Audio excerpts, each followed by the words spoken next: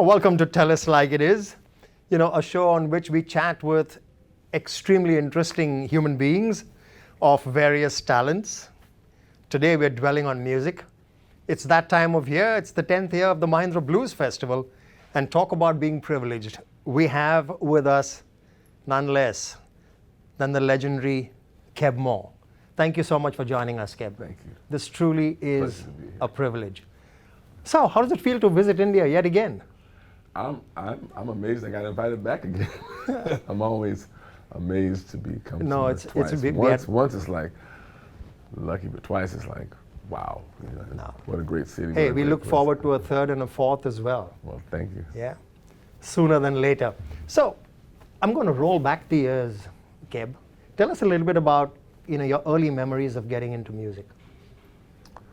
My early years of getting into music was just for the fun of it. It was always just for the fun of it. When I started music, I didn't even think about, when I was young, I never thought about making a living. And when I thought about making a living, I always pictured myself in a shirt and a tie going somewhere to an office and coming back home. But music always was just having fun to me. What's it about the blues that made you gravitate towards that genre? I was guided there by forces unbeknownst to myself. Oh, nice.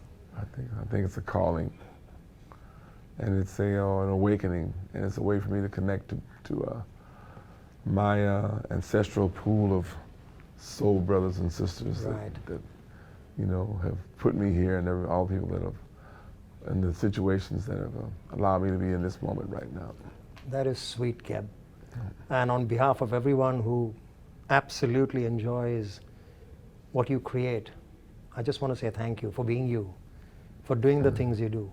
Brilliant. You make me stop it, man. You'll mess me up now. What? Don't do that. Stop it. Okay, I promise. I promise, hand on heart. Oops, hand on heart. Was there a definitive moment in your life that, how should I say, makes you so passionate about what you do? Yeah, there was a moment. Yeah, because like I say in the beginning, it was always about fun. It was always about just going somewhere to play the guitar, not even having a goal, so to speak, but just Yeah. just what I do. And I guess the moment came when I was gonna maybe have to give it up because I was failing so miserably. I'm to give it up because nothing's going on. So Were you ever failing so miserably, Keb? Yeah, I was just, I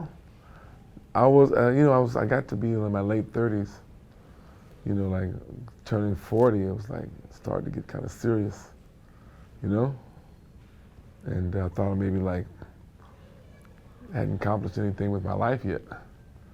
So I had to kind of do a evaluation. I had to take life inventory about what I was, where I was going. And I was deciding whether to quit or not. And I had just got to the moment and I was about to take a job, straight job, that I had to develop and I had to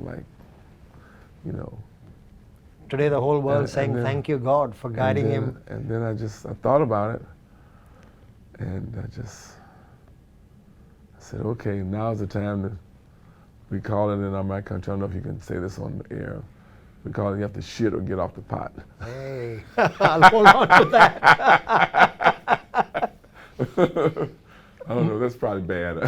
No, we'll save that, Well, you have to do, either you're going to do it or you're not going to do it. Absolutely. Clean this thing. Absolutely. Are you going to do this or you're not going to do it? So I decided to just go all in and not worry about it. Yeah. And just whatever. And like I said, okay. Keb, we are eternally grateful. I know I speak for many millions of people.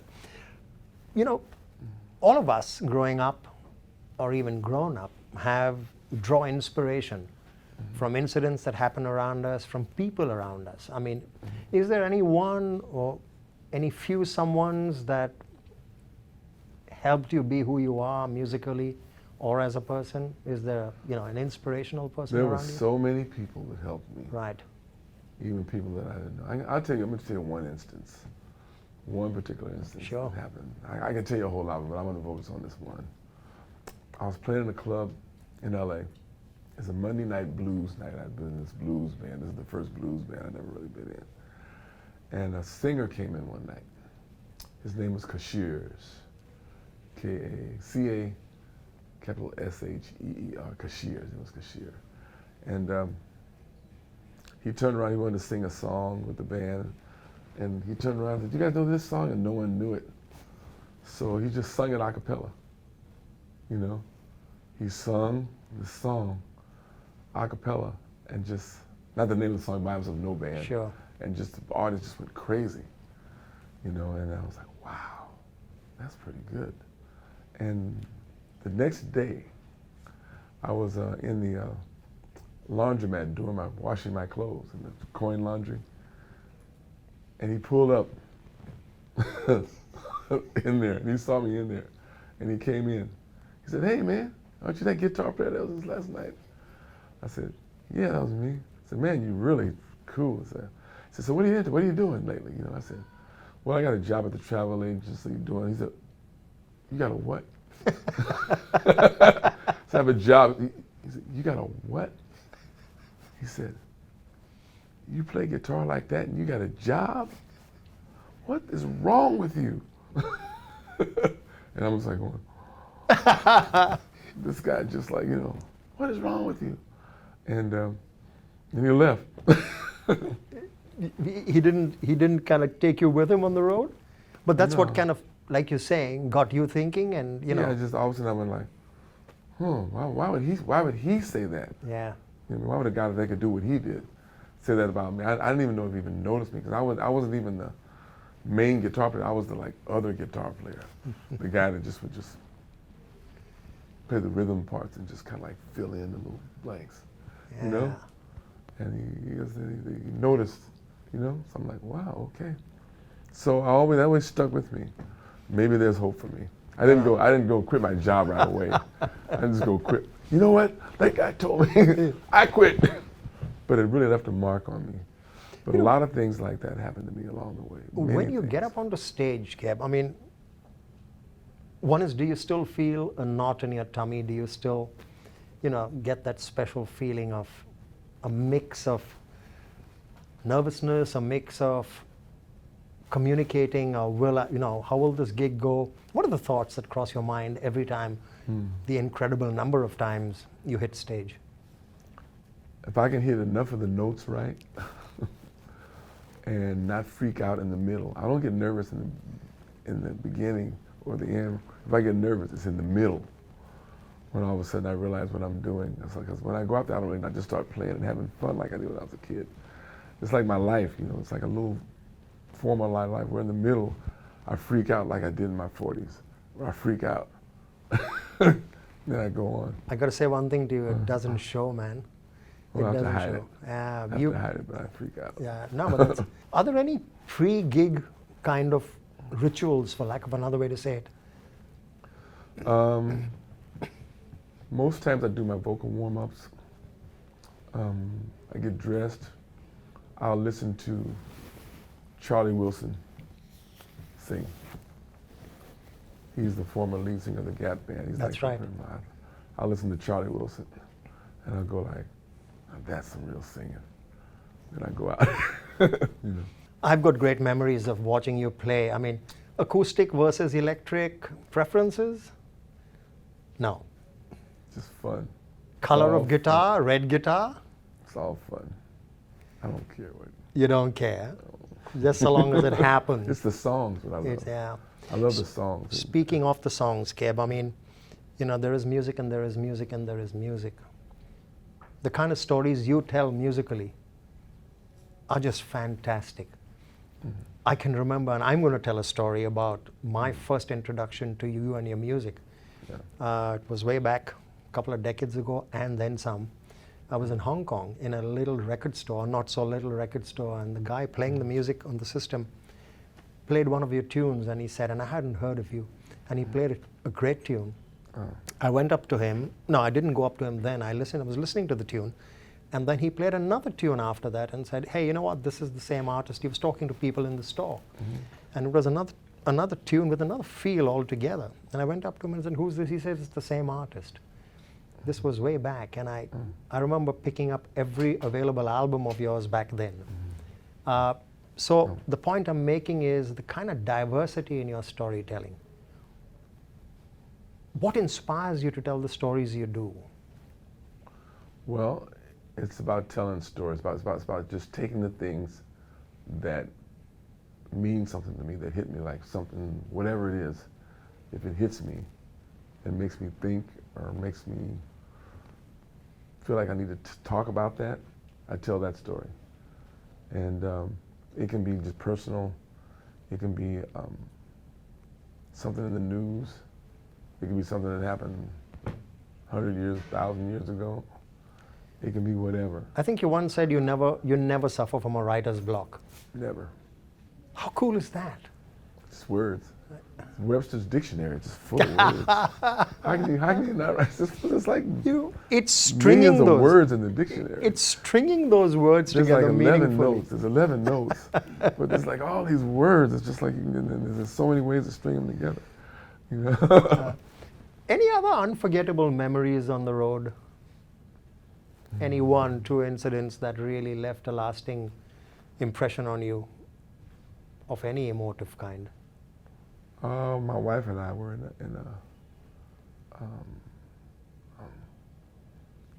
a restaurant in New York late one night. We just went out around the corner. We had played a benefit, and we went around the corner to like a little shop. And this guy came in a big coat.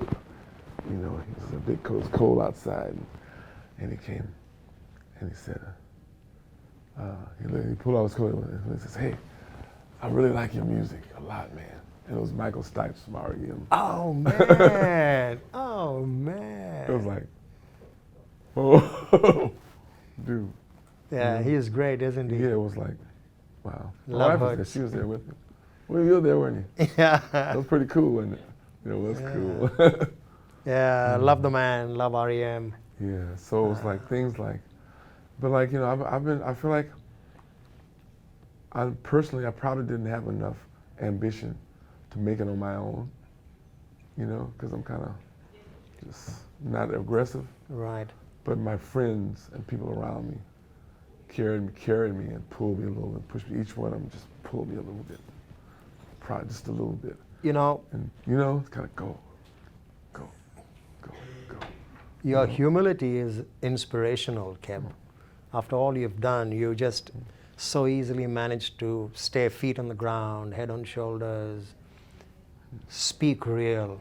You know, I mean, that's really, really beautiful.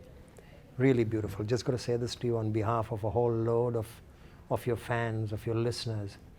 I'm sure you have a message to put out there as well.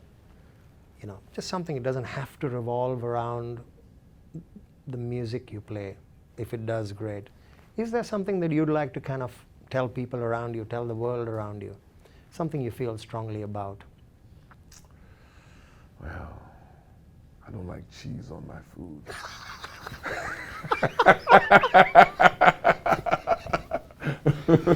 I was going to say that's a cheesy line, but I won't. No, I think if I could say anything to everyone, however like you feel about yourself, especially someone that's like maybe intimidated by the world, is that you are enough. Right. You're unique, you're special, and you're enough. And just embrace who you are because And enjoy it. Yeah. yeah, 'cause you're perfect. Oh, well said, Keb. Yeah. Well said. You've got to put music to that thought. Yeah. That would be nice. You know, I mean, thank you so very much for coming back to India. Thank you so much for who you are and what you do. Oh, man, thank you. I And, told you to stop that, man. Yeah, no, I mean that. I mean that. You know, I mean, I like I said, I admire your humility. But thanks very much yet again. What can I say? The man himself, Keb Mo.